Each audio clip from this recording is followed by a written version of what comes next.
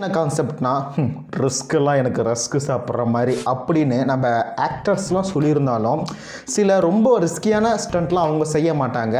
அவங்களோட டூப் அவங்க தான் செய்வாங்க. அது நான் இல்லை, ஏன் டூப்.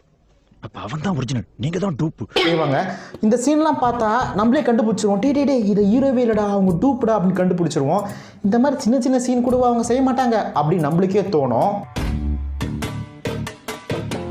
நான் குமார். ஆனால் இவ்வளோ பெரிய ஒரு ஸ்டண்ட்டை இவ்வளோ சிம்பிளாக செஞ்ச ஒரு 4 ஹீரோஸ் பற்றி தான் நம்ம பார்க்க போகிறோம்.